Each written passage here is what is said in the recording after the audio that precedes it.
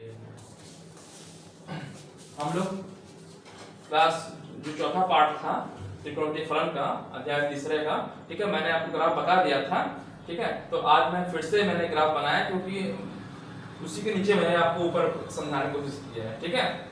जो ग्राफ बनाया था आपका, ये ग्राफ के ऊपर कैसे लिखते हैं, मैंने सेम साइन के ग्राफ के नीचे कोसेक का बनाया हुआ है, कॉस के नीचे कोसेक का, tan का, कॉट का, ठीक है। इससे बिल्कुल क्लियर हो जाएगा आपको, ठीक है। देखिए मैंने बताया कि प्रथम चतुर्थांश होता है 0 से π/2 होता है, π/2 से पाई होता है द्वितीय, ठीक। तीसरा वाला पाई से 3π/2 और चौथा जो होता है चतुर्थांश होता है 3π/2 से 2π होता है, मैंने लिख दिया है यहाँ पे, ठीक। अब वैल्यू क्या हो रही है, देखिए ग्राफ यहाँ शुरू हो रहा है 0 पे, 0 से ग्राफ ऐसे बढ़ना शुरू हो रहा है, ऐसे आ रहा है, तो 0 से π/2 तक ग्राफ क्या आ रहा है, ऐसे चला तो बढ़ रहा है, बढ़ता है। फिर क्या हो रहा है 1 से लेकर जब 1 पहुंच गए π/2 पे, तो यहाँ से अब द्वितीय चतुर्थांश आ जाएगा, दूसरे वाले में क्या हो रहा है, घट रहा है, कहां तक घट रहा है, तो 1 पे पहुंच गए तो 1 से 0 आएगा और 0 से -1 तक घटेगा, तो 1 से 0 तक बढ़ रहा है, द्वितीय चतुर्थांश खत्म हो गया, तीसरे में 0 से -1 तक क्या घटता है, ठीक। फिर चौथे में चौथा आ गया, तो चौथा 3π/2 से 2π तक क्या फिर बढ़ता है, ये मैंने लिख दिया, सिर्फ एक चतुर्थांश के मैंने लिखा हुआ है। और इसी के नीचे जैसे ग्राफ क्या होता है, कोसेक वाला बना दिए, कोसेक वाले में ग्राफ क्या होता है, उलट जाता है, मतलब जो ग्राफ नीचे था यही ग्राफ उठ करके यहाँ पे आ जाएगा, ठीक है। तो कोसेक अगर आप लिखेंगे तो क्या हो रहा है, देखिए इन्फिनिटी से लेकर के कहां तक घटेगा, ये 1 तक घटेगा, 1 के घटता है, ठीक। फिर 1 से इन्फिनिटी तक क्या होता है, 1 से इन्फिनिटी तक बढ़ता है, ठीक है, समझ में आ गया होगा। फिर देखिए यहाँ पे तीसरे वाले में फिर -इन्फिनिटी से -1 तक और -1 से इन्फिनिटी तक, तो -1 से यहाँ बढ़ रहा है, यहाँ घट रहा है, तो ठीक है। मैंने क्या लिखा, देखिए -1 से 1 की ओर बढ़ता है, फिर यहाँ से घटता है, -1 से लेके -इन्फिनिटी तक घटता है, इसको समझ में आ गया होगा।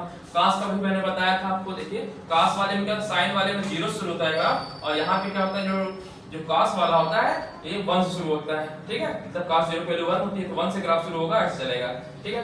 देखिए तो मैंने इसीलिए लिखा है कास का 1 से 0 की ओर घटता है, पहला वाला, ठीक।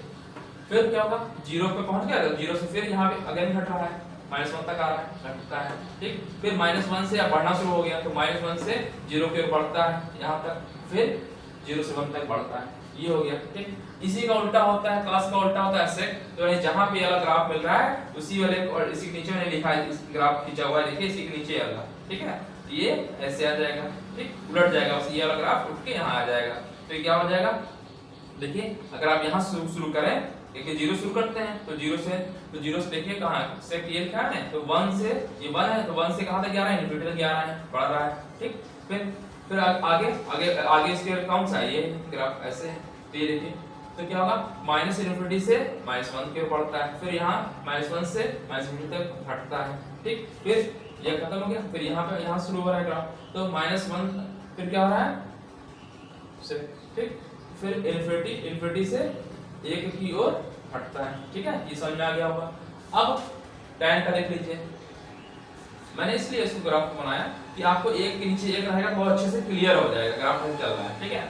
tan का देख लीजिए, ठीक है, tan वाले में क्या होता है, देखिए tan का ग्राफ कैसे, 0 पे देखिए 0 से ग्राफ ऐसे चल रहा है, तो 0 से इन्फिनिटी तक टच नहीं कर रहा है, ये अनंत तक चलता चला जा रहा है, ठीक है, अनंत तक, ये ग्राफ हमेशा बढ़ता है, तो tan का ही ग्राफ ऐसा है जो हमेशा बढ़ता है, ठीक है, और कॉट का हमेशा घटता है, याद कर लीजिए, ठीक है। देखिए 0 से इन्फिनिटी तक बढ़ रहा है, फिर ठीक बढ़ता है, फिर अगला वाला कहां शुरू ग्राफ रहा है, यहां से, तो -इन्फिनिटी से लेकर के 0 तक बढ़ता है और फिर 0 से इन्फिनिटी तक बढ़ता है, ठीक। फिर आगे वाला यहां से ग्राफ शुरू हो रहा है, -1 से कहां गया ये, -इन्फिनिटी से 0 तक बढ़ता है, आगे बढ़ता है, आगे अगर लिखना चाहते तो बढ़ता जाएगा, ठीक है। कॉट इसका उल्टा होता है, ठीक है, तो ये ग्राफ ऐसे है तो उलट के आ जाएगा ग्राफ, ठीक है। 0 पे ये ग्राफ tan वाला बढ़ता है हमेशा, और ये जो कॉट का ग्राफ होता है हमेशा घटता है, तो क्या होता है इसमें, 0 से देखिए ग्राफ ऐसे चल रहा है, तो ये ग्राफ ऐसे चल रहा है, तो 0 पे देखिए कॉट का, ठीक है, इन्फिनिटी से लेकर के कहां तक आ रहा है, इन्फिनिटी से लेकर घट रहा है, इन्फिनिटी से 0 की ओर घटता है, ठीक, घट रहा है, तो 0 पहुंच गया तो फिर घट रहा है, 0 से -इन्फिनिटी तक घटता है, ठीक। यहाँ पे अब अगला ग्राफ यहाँ शुरू हो रहा है, तो अगला जो चतुर्थांश तीसरा क्या हो रहा है, इन्फिनिटी से 0 तक क्या होता है, घटता है, 0 से इन्फिनिटी तक घटता है, घट रहा है, फिर यहाँ पे ठीक है, फिर 0 से -इन्फिनिटी तक घटता है, ये आपका काट वाला ग्राफ हो गया, ठीक है। समझ में आ गया होगा। ठीक है, मैं बताया था चौथे पार्ट में, लेकिन मुझे लगा कि पांचवा पार्ट भी एक बना दूं और उसके सामने सामने लिख दूं तो आप लोग देख लीजिएगा। ठीक है, समझ में आ गया होगा, अच्छे से मैंने समझाने की कोशिश किया है। ठीक है,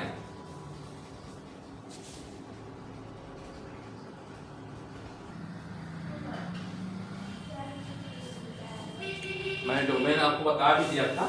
चलिए मैं ग्राफ बनाया हूँ, फिर से मैं लिख दिया हूँ आपके लिए। ठीक है, इसको मैं फिर से बता दे रहा हूँ, मैंने बता चुका हूँ 4th वीडियोस में, लेकिन मैं इसका ग्राफ बनाया हुआ है, इसका इसी के नीचे को ग्राफ बनाया, इसलिए इसको मैं फिर से बता दे रहा हूँ कि आपको जल्दी से अच्छे से समझ में आ जाए, दिमाग में बैठ जाए। और एक ही पेज पे ग्राफ बना हुआ है, तो इसका स्क्रीनशॉट लेकर के आप लोग बार बार रोज देखते रहेंगे, याद भी कर सकते हैं। ठीक है, देखिए क्या है, y बराबर साइन थीटा। ठीक है, इसका आपको क्या लिखना है, डोमेन। डोमेन मतलब प्रांत और रेंज मतलब परिसर। तो डोमेन होता क्या है, एक्स एक्सिस पे क्या वैल्यू ले सकते हैं। ठीक है, ये मतलब जो ग्राफ खींचते हैं एक्स एक्सिस पे हम इसकी वैल्यू क्या आती है, क्या कहां तक ग्राफ आ रहा है, कहां से कहां तक। ठीक, ये चीज। और y वाला जो होता है परिसर होता है, मतलब y वाला जो वैल्यू मिलती है उसे बोलते हैं परिसर, रेंज। ठीक है, ये आप लोग जानते रहिए, बताया भी था आप लोगों को। ठीक है, अब देखिए सबसे पहले जो साइन की वैल्यू है, साइन का ग्राफ है। देखिए ग्राफ इधर यहाँ से यहाँ तक चल रहा है आगे, और इधर ऐसे इधर भी चल रहा है, लेफ्ट में भी देखें ग्राफ चलता चला जा रहा है। ठीक है, साइन का ग्राफ देखिए, उधर लेफ्ट तक चला जा रहा है, जीरो को इधर भी चला जा रहा है, इधर भी चला जा रहा है। ठीक, इसका मतलब हुआ कि हम माइनस इनफिनिटी से लेकर के प्लस इनफिनिटी के बीच में ले सकते हैं। तो इसीलिए मैंने लिख दिया r, जो इसका प्रांत हो गया, डोमेन हो गया, r हो गया माइनस इनफिनिटी से लेकर के प्लस इनफिनिटी तक हो गया। ठीक, ये चीज आपको समझ में आ गया होगा। ठीक, ये चीज ठीक है। अब रेंज की बात करें तो देखिए मैक्सिमम वैल्यू कहां तक जा रही है इस ग्राफ की, वहां 1 लिखा हुआ है ना, मैक्सिमम वैल्यू 1 तक जा रही है, नीचे -1 तक जा रही है। तो इसका परिसर कितना हो गया, -1 से 1 तक। ठीक, तो अगर हम y और sin x लिख रहे हैं अगर, तो y की वैल्यू जो हो गई -1 से +1 के बीच में, या ऐसे लिख दीजिए या ये लिख दीजिए, दोनों ही सही है, जो आपको अच्छा लगे वो लिख सकते हो। ठीक है, तो मैंने बताया साइन का समझ में आ गया होगा कि r हो रहा है, r मतलब -∞ से +∞ तक ले सकते हैं। और जो इसका परिसर है यानी रेंज है, कहां से कहां तक ग्राफ चल रहा है, इसके और इसके बीच चल रहा है, -1 से लेकर +1। ठीक, cos का भी सेम यही चीज ग्राफ में, देखिए cos वाला ग्राफ ये है, तो cos में भी जो रेंज है, रेंज की बात करें तो -1 के बीच में है, -1 से +1 के बीच में, -1 से +1 के बीच में लिख दिया। और इसकी वैल्यू भी r मतलब हम ले सकते हैं, r मतलब -∞ से लेकर के +∞ तक ले सकते हैं। ये चीज मैंने बता दिया था आपको, फिर से बता रहा हूं। ठीक, tan का ग्राफ देख लीजिए, tan का ग्राफ ये। अब देखिए tan की ग्राफ क्या है, tan में अगर आप tan की वैल्यू लिखें, tan बराबर होता है sin बटे cos होता है, tan बराबर होता है sin बटे cos होता है। ठीक, तो जरा आप बताइए sin बटे sin 0 की वैल्यू 0 होती है और cos 0 की वैल्यू कितनी होती है, 1 होती है। cos 0 की वैल्यू 1, 0 बटे 1 हो जाएगी। ठीक, अच्छा जरा अगला देखिए, जरा sin 90 पे देख लीजिए, sin कि sin बटे cos होता है, sin बटे cos होता है, तो cos 90 पे जो है क्या हो जाएगा, 0 हो जाएगी नीचे वाली वैल्यू। cos 90 पे देखिए cos 90 की sin की वैल्यू 1 हो जाती है। ठीक, और बटे cos 90, तो cos 90 की वैल्यू 0, 1 बटे 0 इनफिनिटी आ जाएगा, अनंत आ जाएगा। इसका मतलब कि जो π/2 है 90 अंश पे अनंत आ जाएगी। ठीक है, तो देखिए ग्राफ देखिए अनंत मिल रहा है यहाँ पे, है ना, तो ये अनंत वाला चीज हटाना पड़ेगा। ठीक है, अनंत वाला चीज हटाना पड़ेगा, इसीलिए मैं यहाँ लिखा हूँ वैल्यू तो पूरी आप ले सकते हैं, इधर r से r तक चल रही है, ग्राफ ऐसे ऐसे चलता रहेगा, वैसे चलता है, इधर भी चलता रहेगा। ठीक है, आ रहा है, लेकिन इसमें कौन सी वैल्यू ले सकते हैं, इनफिनिटी वाली, तो इसको हटाना पड़ेगा। ठीक है, क्योंकि बटे में वहां पे वैल्यू 0 हो जाएगी, क्योंकि क्या होता है sin बटे cos थीटा, sin थीटा बटे cos थीटा।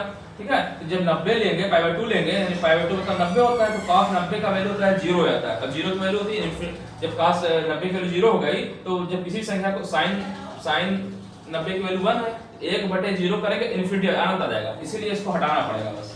इसीलिए मैंने लिख दिया x सच दैट क्या है, x बिलोंग करेगा r को, और उसमें x की वैल्यू क्या नहीं हो सकती, does not equal to 2n + 1। ठीक है, इसलिए मैंने ये लिखा है। और रेंज की बात, ये माइनस अनंत से लेकर ग्राफ कहां तक जा रहा है, प्लस अनंत तक जा रहा है, माइनस अनंत r लिखा भाई, मैंने r लिख दिया। तो r का मतलब ही था -1 से लेकर के +9 तक, ठीक है।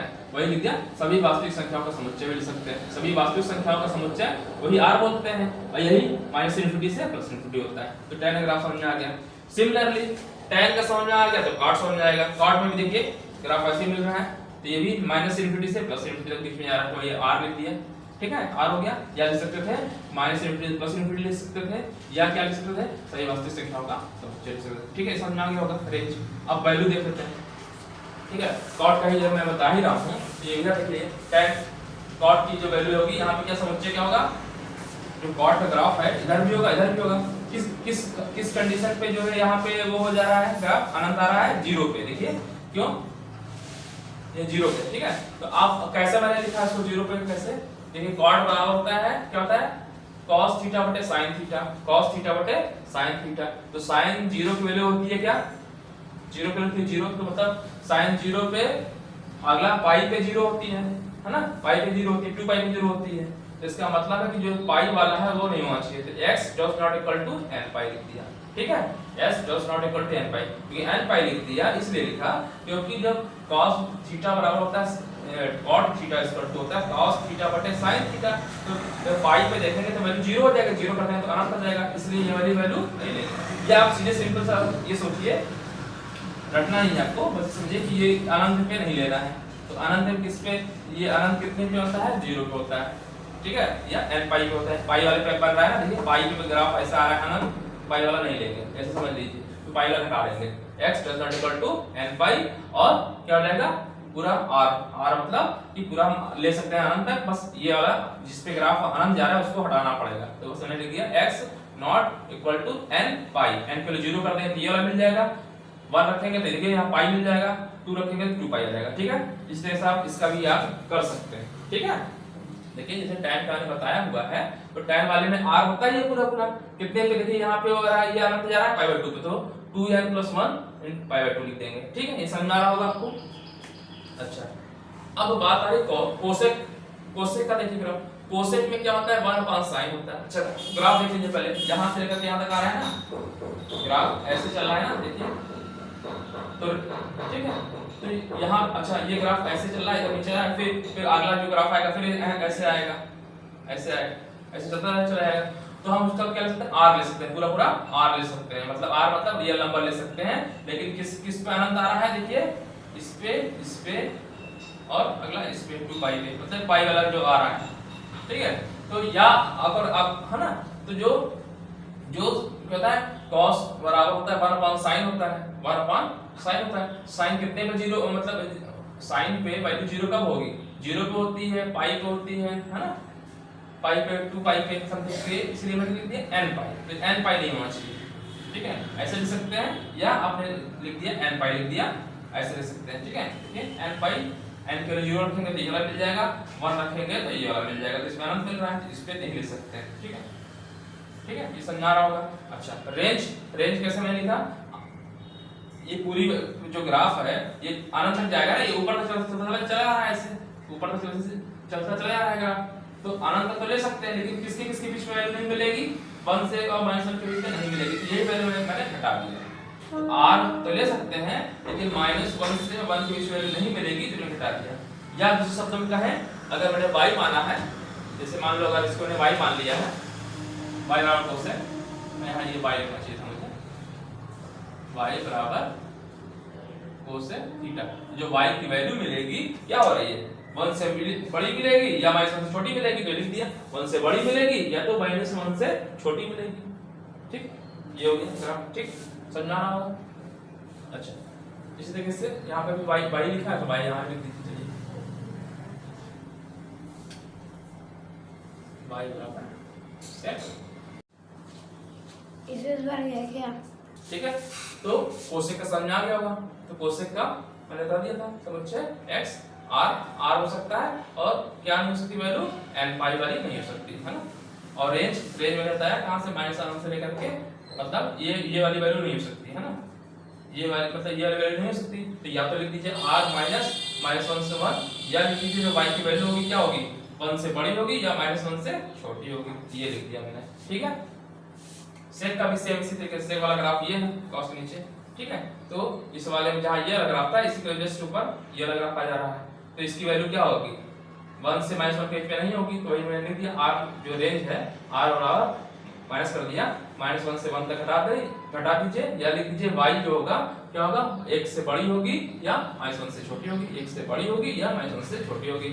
और बात करें अगर उसका समुच्चय ये प्रांत की, तो प्रांत क्या होगा r होगा, और इसमें क्या नहीं हो सकता, इसमें अनंत मिल रहा है, इस वाले अनंत में इस पे मिल रहा है, तो ये होगा 2n+1 है ना, 2n+1 π/2 नहीं हो सकता। ठीक है, तो मैं बता भी चुका था, मैंने फिर से आपको बता दिया, इसलिए बता दिया कि भाई इसका आप स्क्रीनशॉट ले सकें, और इसी ग्राफ मैंने बनाया हुआ है, इसी के नीचे ऊपर लिख दिया है।